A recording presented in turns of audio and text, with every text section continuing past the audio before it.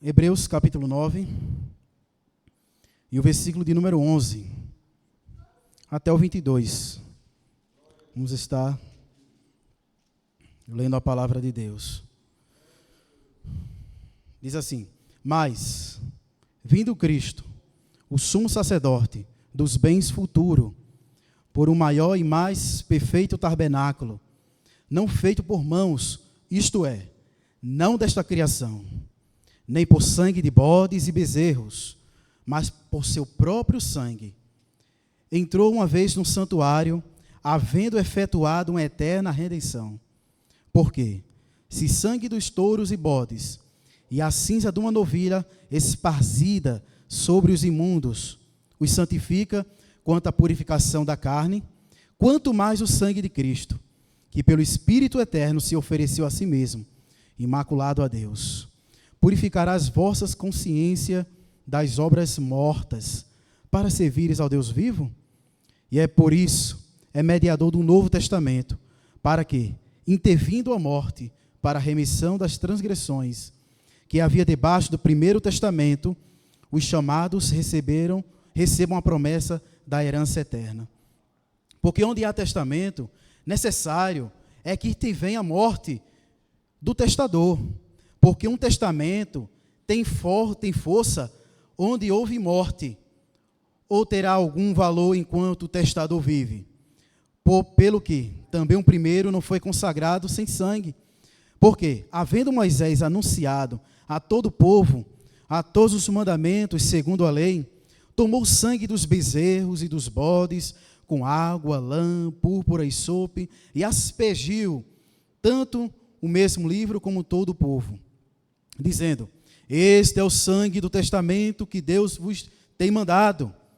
E semelhantemente aspergiu com sangue o tabernáculo e todos os vasos do ministério. E quase todas as coisas, segundo a lei, se purificam com sangue, e sem derramamento de sangue não há remissão. Amém, irmãos?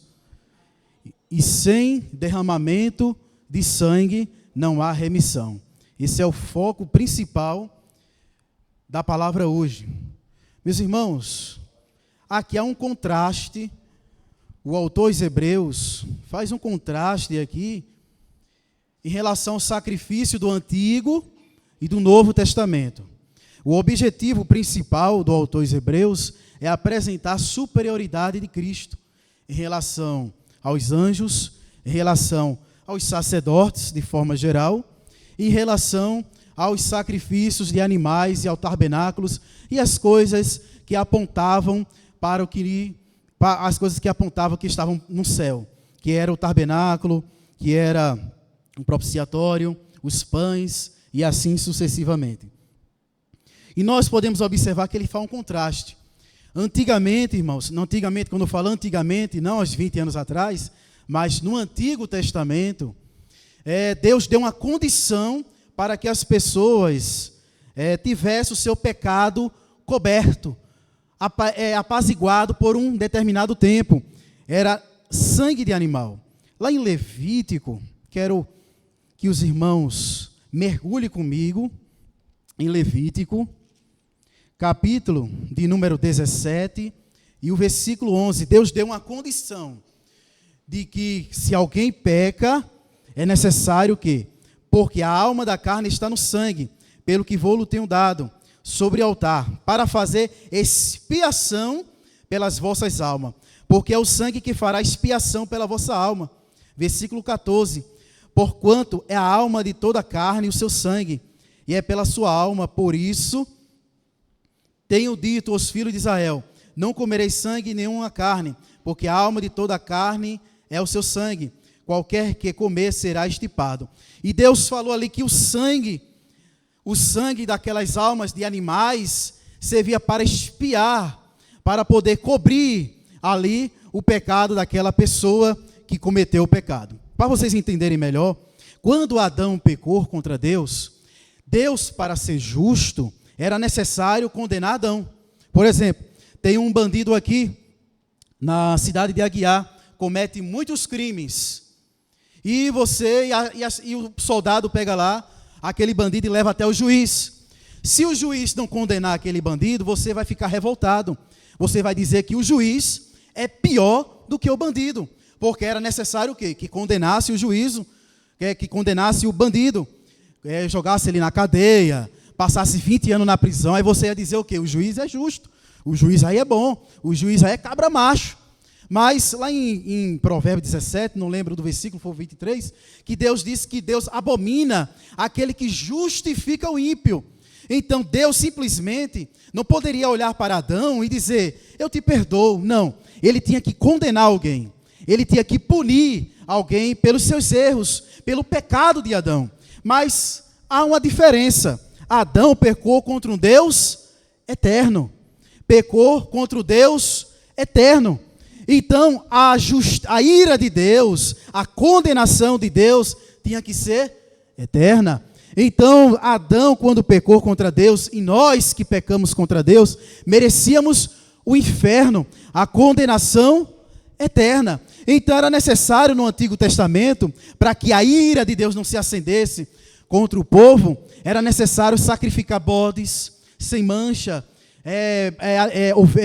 carneiros, ovelhas, cordeiros, pombos, e assim sucessivamente. Porque quando o sangue é expiação para o candidato que está sacrificando, a inocência do animal passava para o candidato e a culpa daquela pessoa que sacrificou passava para o animal. Porém, esse tipo de permuta não durava muito tempo, era só por um tempo, porque todo ano tinha que se sacrificar pelo pecado daquelas pessoas e do sacerdote. Era necessário, por isso, sem derramamento de sangue não há remissão, porque os animais não eram eternos, os animais não eram pessoas, os animais não tinham condição de expiar eternamente o pecado das pessoas. Então, a mentalidade moderna, muitas vezes, se escandaliza com a centralidade do sangue do cristianismo. No entanto, para o autor dos Hebreus, o sangue não é um detalhe arcaico, mas o próprio fundamento da nossa reconciliação com Deus. Eu irei agora começar a falar para os irmãos aquilo que eu examinei, mas eu só pincelei para que os irmãos entendam o contraste que há aqui, nessas palavras difíceis que está em Hebreu, o contraste do Antigo e do Novo Testamento. Quem está entendendo, diga amém. Então, agora vamos aqui para que os irmãos possam entender. Então, enquanto outras religiões buscam a teologia limpa, baseadas em esforços humanos, o cristianismo proclama que a vida está no sangue e que sem o derramamento de sangue, a culpa permanece. Existem duas religiões no mundo, o cristianismo e as demais religiões. As demais religiões acreditam que você tem que praticar boas obras, tem que praticar boas obras, tem que viver bem, tem que ajudar o próximo para você ser salvo. Mas o cristianismo entende não desta forma. O cristianismo entende que tudo aquilo que você pratica é resultado de algo que foi feito na sua vida. Eu não vou à igreja para ser santo. Eu vou para a igreja não vou para a igreja para ser salvo. Eu vou à igreja porque eu já fui salvo. Eu não leio a Bíblia para ser salvo. Eu leio a Bíblia porque eu já sou salvo. Todo salvo tem um prazer de ler a Bíblia. Todo salvo tem um prazer de obedecer a Deus. Todo salvo tem um prazer de orar. Se você não tem esse prazer, é necessário fazer um autoexame na tua vida, para que você entenda o foco do Evangelho e o foco daquilo que Deus quer na tua vida, que é mergulhar você nas águas espirituais, que é o novo nascimento. Glória a Deus. Então, tem a religião das obras, que não precisa de Deus, o esforço humano.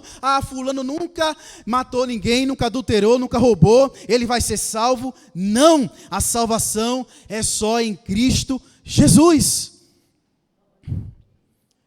Vamos lá. A necessidade do sangue do Antigo Testamento.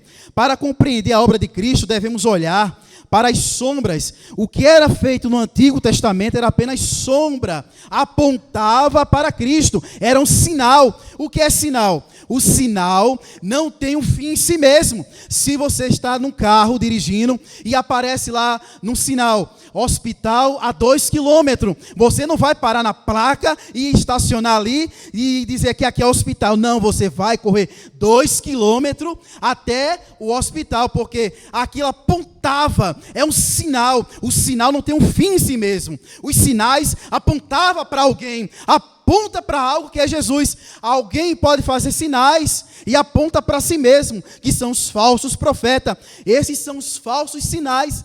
Mas os sinais aqui, as sombras, isso aqui servia como sinal para apontar para aquilo que é superior, que é Jesus Cristo.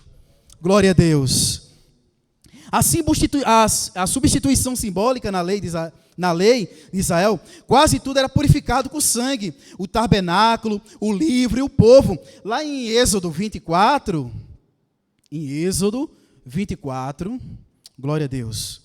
Diz, no versículo 6, e Moisés tomou a metade do sangue, e o pôs em bacia, e outra metade no sangue, e espargiu sobre o altar, e tomou o livro do concerto, e o leu ao ouvido do povo. E eles disseram, tudo que o Senhor tem falado, faremos e obedecemos. Então, tomou Moisés aquele sangue e aspergiu sobre o povo. Mas você vê aí, primeiro veio a ação da palavra, primeiro veio a ação do mandamento, para depois aspergir sangue. Quando a gente ouve a palavra, aí Moisés libera sangue para fazer expiação, mas a palavra de Deus já começou a limpar aquele povo através do mandamento. O pronunciamento do Messias era simbolizado por isopo, por outros objetos sagrados, que servia para aspergir, ou então, para aspergir o sangue no Antigo Testamento, apontava para a necessidade futura. Moisés aspergia sangue em cima do povo. Este é o sangue da nova aliança, porém era ineficaz. Era ineficaz porque, como eu já tinha falado, que os animais não são pessoas, e o sangue dos animais não era qualificado o suficiente para aplacar a ira de Deus. Era só uma simbologia, apontava para algo maior. É igual a Santa Ceia, glória a Deus. Aponta para algo maior que será realizado lá no céu com Cristo Jesus. Glória a Deus. Porque somente Jesus Cristo poderia morrer. Porque somente Jesus poderia morrer pelos nossos pecados. Vamos fazer agora o contraste dos animais para o Senhor Jesus. Os animais não são seres morais. Quem pecou foi quem? Foi o homem. Então era necessário um homem também morrer no lugar de outro homem. Mas os animais não são seres morais, não falam, não se conversam, não são seres morais. Então, tinha que ser um ser moral. Então, era ineficiente o sacrifício dos animais, porque os animais não são seres morais, não são seres inteligentes.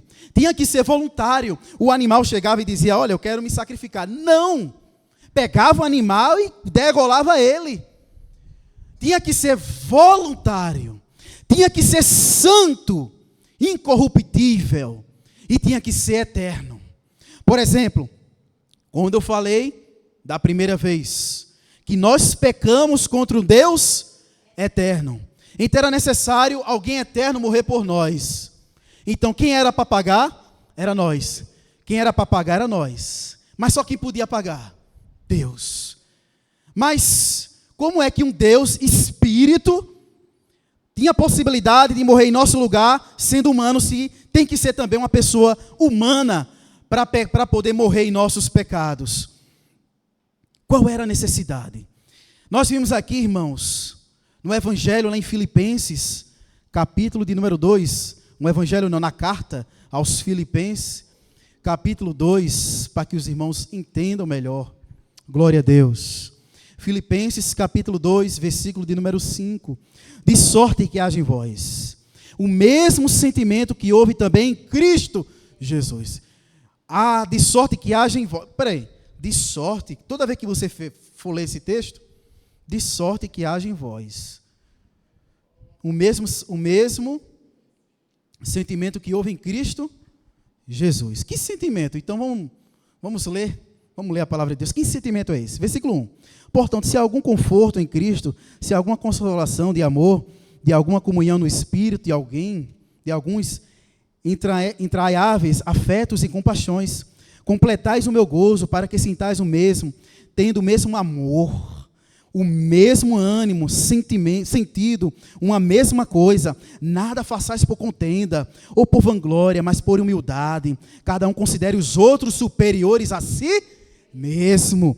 Não atente para o que é propriamente seu, mas para qual também para o que é dos outros, de sorte que haja esse sentimento aí, esse sentimento de sorte que haja, irmãos, de sorte que haja em vós o mesmo sentimento que houve também em Cristo Jesus, esse sentimento de que, dele sendo Deus, não teve por usurpação ser igual a Deus. Aí o verbo se fez carne, porque tinha que ser homem para morrer no lugar de outro homem, não é isso? Aí Deus se fez carne e habitou entre nós, e vimos a sua glória, como a glória do unigênito do Pai.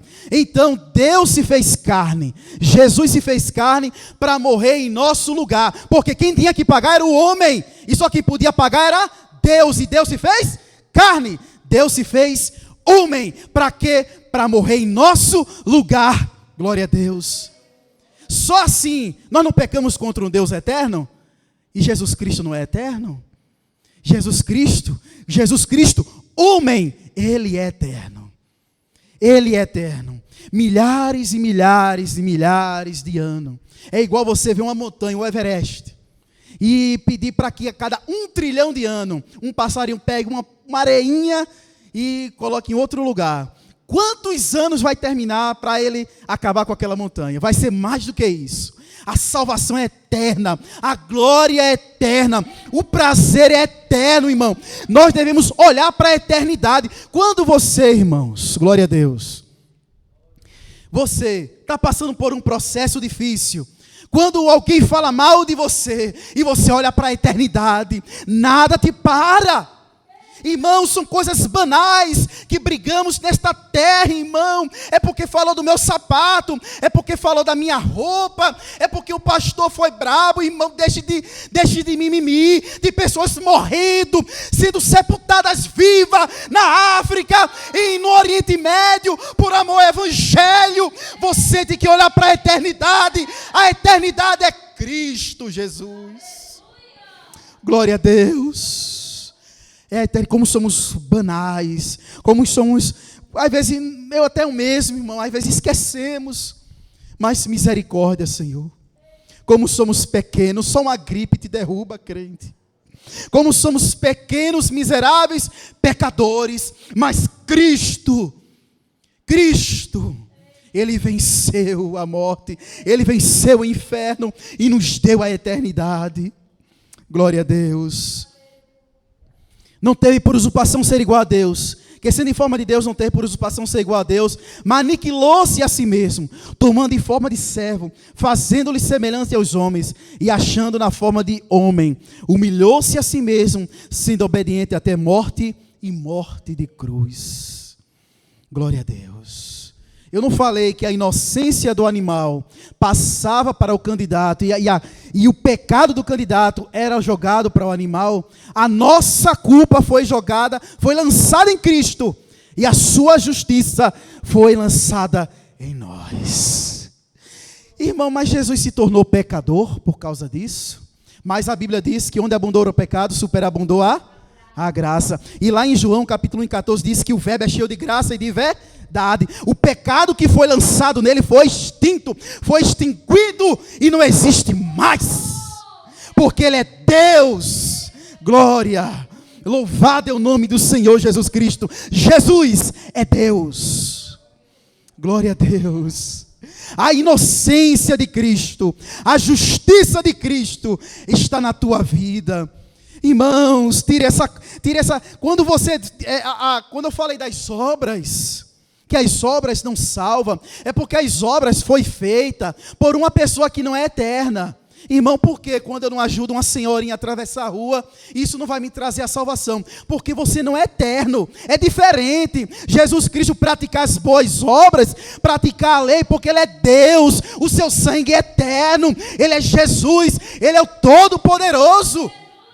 Glória a Deus. As tuas obras não são eternas, então não vai satisfazer a ira de um Deus eterno, nunca. Glória a Deus, nunca. Louvado é o nome do Senhor Jesus. Irmãos, eu estou sentindo a presença de Deus aqui. Eu não vejo anjos, eu não vejo serafins, eu só vejo o agir da palavra de Deus, que é o suficiente. Glória a Deus, glória a Deus. Só a palavra de Deus é suficiente, irmãos, para que você se sustente nesta noite. Então a purificação da consciência, o sangue de Cristo, por isso que era necessário que houvesse remissão dos pecados. Mas para que houvesse remissão, era necessário o derramamento de sangue. Então o sangue de Jesus é eterno. O sangue de Jesus purifica a consciência, enquanto o sangue de animal purificava apenas a carne. O sangue de Cristo purifica a nossa consciência de obras mortas, obras que não têm eternidade, obras que vão passar. É aquilo que eu falei aqui. O sangue de Cristo, lá em Hebreus capítulo 9, versículo 14, diz: quanto mais o sangue de Cristo, que pelo Espírito eterno se ofereceu a si mesmo imaculado a Deus, purificar a vossa consciência das obras mortas, para servires ao Deus vivo. Aquilo que não é eterno, para Deus é morto. Glória a Deus. Ele remove o peso da culpa que nos impede de servir a Deus com alegria. O crente religioso é assim: ele acorda de manhã, ora, estou salvo, estou salvo.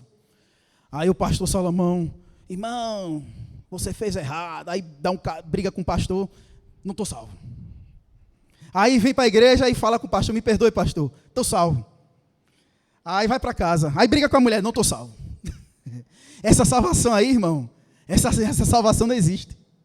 A salvação de Cristo, irmão, se Cristo vos libertar, verdadeiramente sereis. E se tu pecardes, não viver em pecado. E se eu pecar, irmãos, eu vou deixar de ser salvo? Não, irmãos. 1 João, glória a Deus. Olha, essa igreja é instruída. Eu vi alguém falando filhinhos aí. Essa igreja é instruída, oh glória a Deus. Meus filhinhos, essas coisas vos escrevo, para que não pequeis. E se alguém pecar, temos um advogado para com o Pai, Jesus Cristo, o justo. Irmão, a religião te mata. Eita, se eu não participar daquela caminhada, eu não estou salvo. Se eu não cumprir a minha promessa, eu não sou salvo. Se eu usar a bermuda, se eu jogar uma bolinha, se eu fizer isso, eu não estou salvo. Irmãos, deixe o sangue de Cristo. Meu irmão, imagine só. O Deus Todo-Poderoso. A Bíblia diz que o universo não pode o conter. Diz que se você pegar uma ponta do universo até outra extremidade, dá 9 bilhões de anos-luz. E diz que o universo não contém a presença de Deus. As águas, Ele pega na palma das suas mãos. E a terra é como se fosse banquinho para Ele botar o pé. Irmãos, Jesus não morreu para você ficar com balela, não.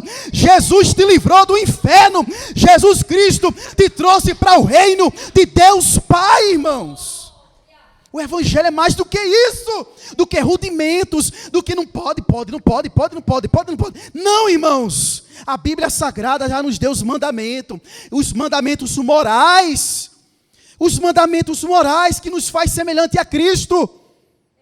Glória a Deus: não matarás, não roubarás, não sejais invejosos, não viveis em ganância, orgulho. Aqui a palavra já proíbe esse tipo de coisa. Todo mandamento são os mandamentos morais que nós seguimos, que nos assemelhem a Cristo Jesus, que nos faz aparecer com Cristo, mas não com nossas próprias forças. Mas quando nós somos salvos, quando Jesus nos resgata, aí ele nos sela com seu Espírito Santo e nos capacita. Irmãos, até o bem que tu faz, é Deus que está no controle. Glória a Deus. Você acha que você ora porque você quer? É o Espírito Santo que te dá sede, irmãos. Glória a Deus. Irmãos, se dependesse de mim, Jesus, irmãos, eu não consigo entender esse evangelho, onde você está querendo se matar lá no prédio, e o bombeiro vem assim, você quer se matar ou você quer viver? Não, irmão. Jesus é o bombeiro que se joga e me agarra e pega e não, você não vai morrer, ele me resgata, me leva para uma clínica, me restaura, porque se depender de mim, irmão, eu pulo do prédio. Eu pulo do prédio, irmão. E esse bombeiro aí, Jesus não vai deixar não, ele vai se jogar, ele resgata, ele arrebata, glória a Deus, ele toma para si, glória a Deus. Irmãos, glória a Deus. A substituição simbólica. Então era necessário, irmãos. Era necessário. O sangue de Cristo, irmãos, é verdadeiro. Porque ele é verdadeiro Deus e verdadeiro homem. O sacrifício eterno e justo. Quando Jesus estava nessa terra, Jesus não era 50% homem e 50% Deus. Não. Ele era 100% homem e 100% Deus. 100% Deus. Irmão, eu estou falando para uma igreja que já sabe que eu vou pregar. É uma bênção. Glória a Deus. É uma bênção, irmão. O apóstolo Paulo sonhava com isso. Né? Sonha com isso. Que dera que todos sejam profetas, né? Que tenham dom de profecia. Quem dera que todos soubessem da palavra, oh, glória a Deus. Essa igreja instruída dá menos trabalho na sociedade. Igreja instruída faz o evangelho e o reino crescer. Por ser homem, seu sangue era real e a sua morte concreta, não há face ou aparência. Por ser Deus, seu sacrifício teve valor infinito e eterno, capaz de redimir não apenas uma nação, mas também todo mundo, todos os eleitos. Um sacrifício voluntário e moral. Jesus Cristo, ninguém pegou Jesus à força. Os animais, era necessário pegar o animal e levar. Alguém pegou Jesus e levou ele à cruz? Botou Jesus aqui nas costas. Vamos lá, Jesus, vou levar você para se sacrificar. Não, ele se doou. Ele foi voluntário. Ele se entregou. Glória a Deus. Pai, está consumado. Glória a Deus. E foi um sacrifício voluntário. Diferente dos animais que eram trazidos à força, Jesus ofereceu-se a si mesmo, voluntariamente pelo Espírito Eterno. Foi uma decisão consciente e amorosa de Deus para com seu Filho Jesus. Para com seu Filho Jesus. Então a redenção, o sangue de Cristo, ele nos garante a purificação da nossa consciência, ele nos garante a herança eterna. O sangue de Jesus selou um novo testamento, como em qualquer testamento, a morte do testador, uma herança eterna. Irmãos, a satisfação de um cristão não é o galardão, não são prêmios, é estar com seu Salvador. A nossa herança é Cristo Jesus, e Ele nos deu a herança eterna, o que significa que fomos comprados para com Deus, e nos tornamos sua propriedade exclusiva. Somos propriedades, o salvo, o eleito em Cristo, é propriedade de Deus. 1 João capítulo 5, 18. 1 João 5, 18, glória a Deus. Diz assim a palavra do Senhor: sabendo que todo aquele que é nascido de Deus não peca, mas o que de Deus é gerado, conserva-se a si mesmo, e o maligno não lhe toca. Então, aquele que Deus, pelo seu sangue, Jesus, pelo seu sangue, nos garantiu a redenção. E aqueles que são redimidos, salvos na pessoa de Cristo, eleito em Cristo, é propriedade exclusiva de Deus. E o que requer? O que Cristo requer de nós? O que Cristo requer de nós? Nada. Nós somos salvos apenas pela fé. E em Efésios 2:8 diz isso, que nós somos salvos pela fé na pessoa do Senhor Jesus Cristo. O que garante proteção espiritual. O sangue funciona como selo de propriedade, que indica ao inimigo que aquela vida pertence a Deus. Aquela vida é exclusivamente de Deus. Em 1 Pedro, capítulo 18, eu gosto de ler bastante versículo, irmãos, quando fala de alguns assuntos, para que nós possamos entender. 1 1 Pedro capítulo 1, versículo 18, diz assim a palavra do Senhor. Sabendo que não foi com coisas corruptíveis, como prata ou ouro, que foste resgatado a vossa vã maneira de viver, que por tradição recebeste dos vossos pais, mas com o precioso sangue de Cristo, como de um cordeiro imaculado e incontaminado. Então, os 3 efeitos do sangue de Cristo: purificação, consciência do corpo e da mente, garantia da herança eterna, e a redenção, propriedade exclusiva de Deus, e proteção espiritual. Glória a Deus. Então, nós sabemos que, como o sangue do Senhor Jesus, deixa eu botar aqui em Hebreus, pelo derramamento do sangue do Senhor Jesus Cristo, Ele nos deu a salvação, através do seu próprio sangue, nos levando a Deus Pai. Glória a Deus. O profeta Isaías, irmãos, concluindo tudo aquilo que eu falei, como o profeta Isaías foi purificado, irmão, com a brasa viva tirada do altar com tenaz. Como o salmista Davi, no salmo de número 51, diz: limpa-me com isopo, que é a planta que servia para aspergir sangue no altar. O Senhor Jesus Cristo, somos purificados hoje pelo sangue de Jesus Cristo. Nós somos purificados através do sangue do Senhor Jesus Cristo. E nós sabemos que não há remissão sem sangue. Não tente resolver uma culpa através de boas obras, religiosidade, ou através de alguma forma humana. Somente o pagamento perfeito de Cristo satisfaz a justiça de Deus. O serviço ao Deus vivo. Fomos limpos, não para vivermos em ócio, mas para que possamos servir a Deus com liberdade e gratidão, sabendo que nossa dívida foi paga. Se você se sente esmagado pela sua própria consciência, olhe para a cruz. Às vezes a nossa consciência, nós somos sempre esmagados pela nossa consciência.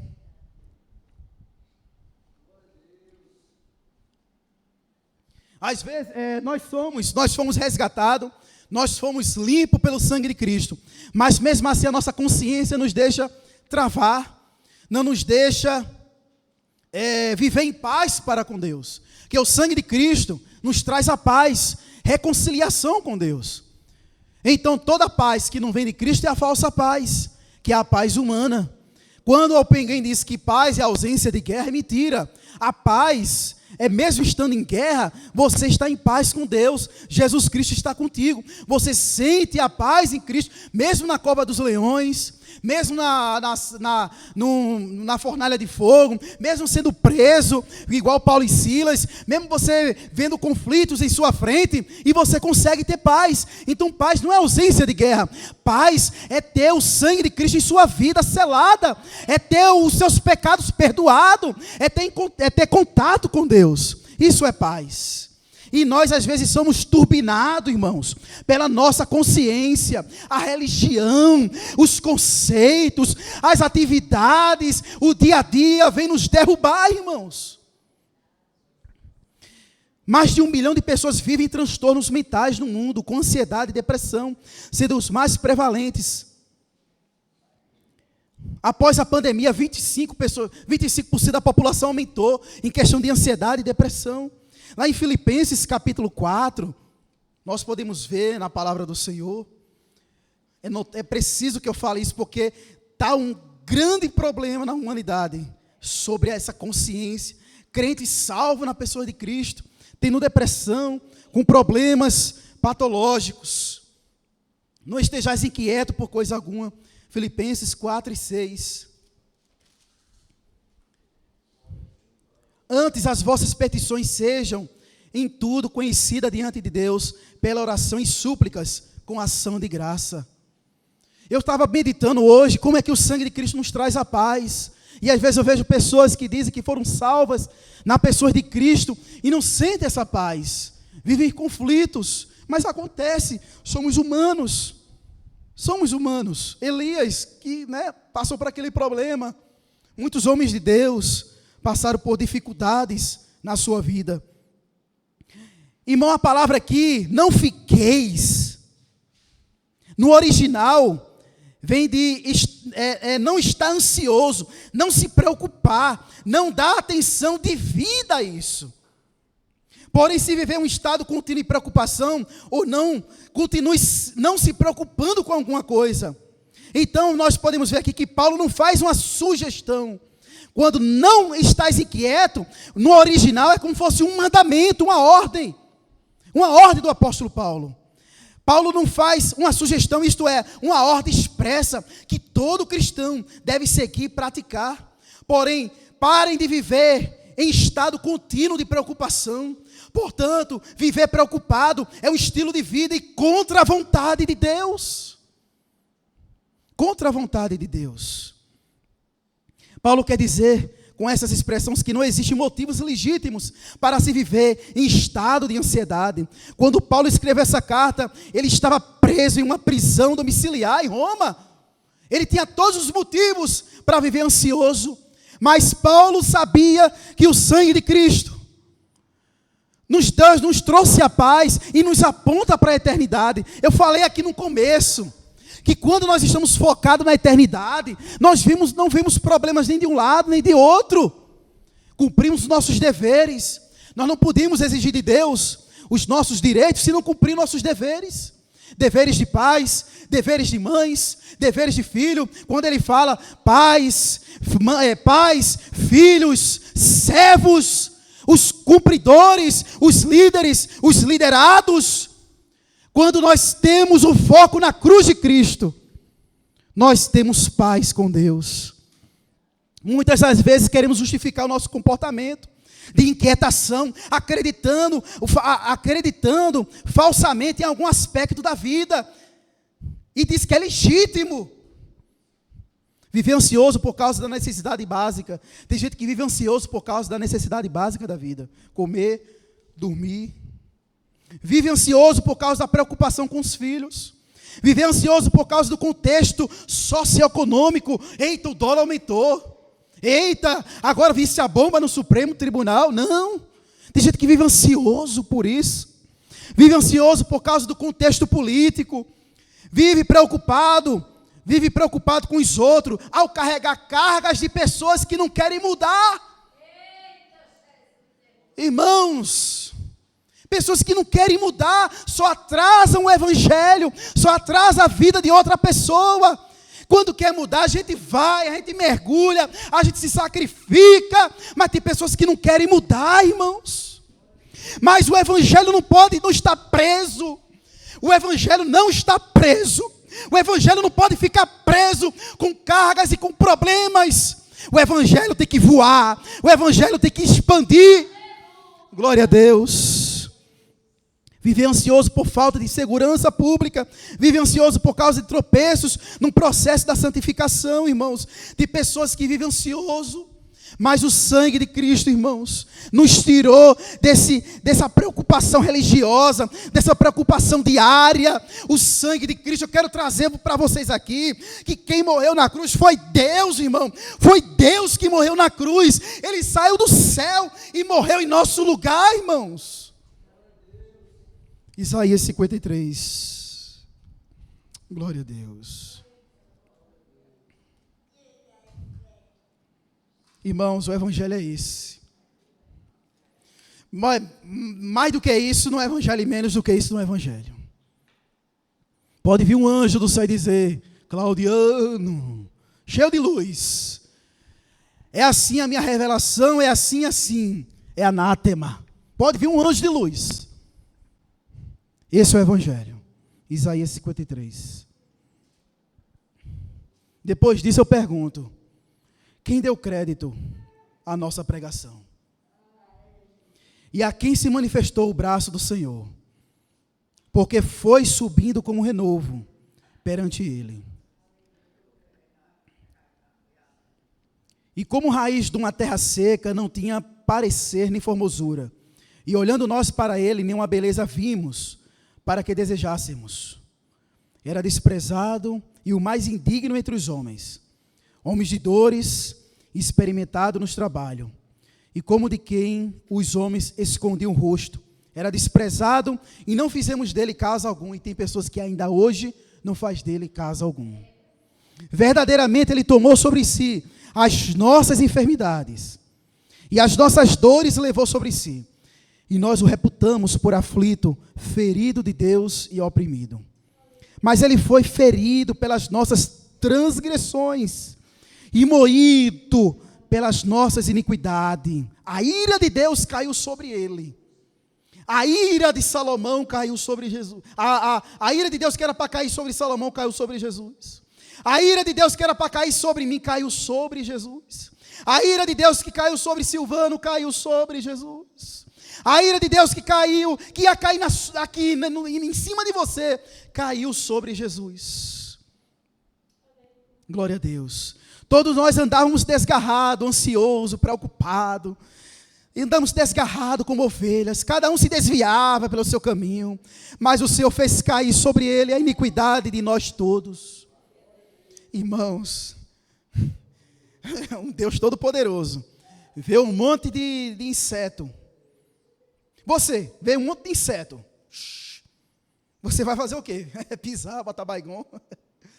Um Deus todo-poderoso, onisciente, onipotente, olha para a terra, tamanho de um alfinete. Aí Deus olhava assim no céu. Todos nós andávamos desgarrados como ovelha. Cada um se desviava. Eu fiquei imaginando eu aqui, no labirinto, né? Andando para cima e para baixo. Eu fiquei imaginando em casa, desse jeito. E Deus olhando assim, rapaz. Rapaz, você acha que você não tem nada para oferecer a Deus. Ele foi oprimido, mas não abriu a sua boca. Como o cordeiro foi levado ao matadouro. E como a ovelha muda perante os seus tosqueadores, ele não abriu a sua boca. Da opressão e do juízo foi tirado. E quem contará o tempo da sua vida?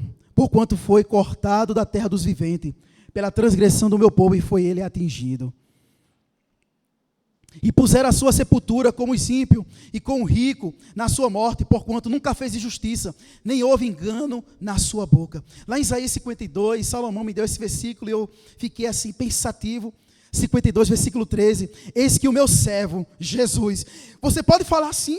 Pode falar, porque era Jesus, porque Deus falando aqui, eis meu servo Jesus, operará com prudência, será engrandecido e elevado, muito sublime, como pasmarão muitos à vista de Jesus, pois o seu parecer estava tão desfigurado, mais do que o de outro qualquer, e a sua figura mais do que as outras dos filhos dos homens, assim ele borrifará, aspergir, borrifará sangue, borrifará muitas nações, e os reis fecharão suas bocas por causa dele, porque aquilo que não lhes foi anunciado, verão, e aquilo que eles não ouviram, entenderão. Então ele é aquele que asperge sangue. Jesus Cristo é aquele que asperge sangue em cima do seu povo, no seu povo, para que os seus pecados sejam purificados.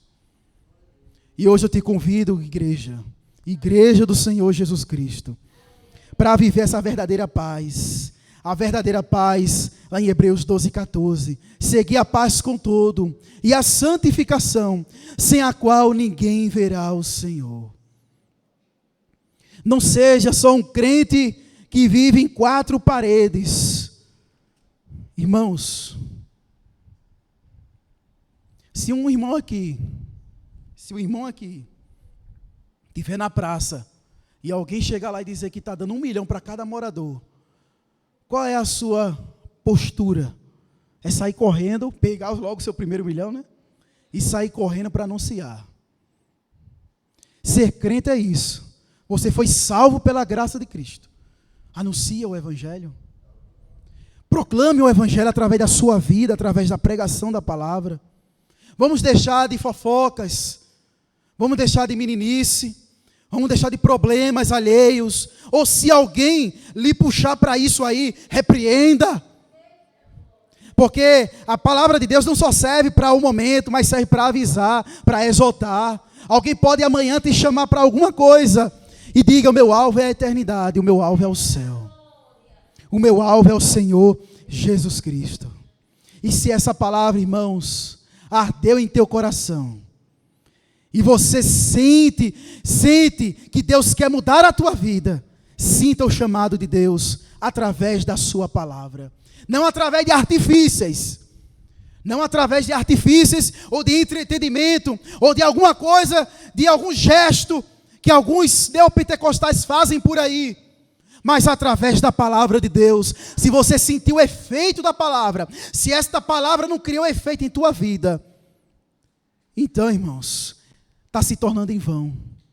Mas a palavra de Deus não voltará para ele vazia, antes cumprirá. Ou gerará salvação, ou vai gerar condenação. Não deixe que naquela eternidade, Deus não diga assim, naquele dia, que o meu servo Salomão, o meu servo Robert, o meu servo, os irmãos que pregam aqui, pregou e você não mudou de vida. Eu falei para você várias vezes, mas Deus, eu queria que o Senhor descesse com anjo, com serafim, irmãos. Se Deus descer com anjo, vai fulminar a terra toda aqui, irmãos. Fulmina a terra toda. Não deixe que essa palavra sirva de juízo para aquele grande dia, mas sirva de bênção para a tua vida e que Deus os abençoe, em nome de Jesus.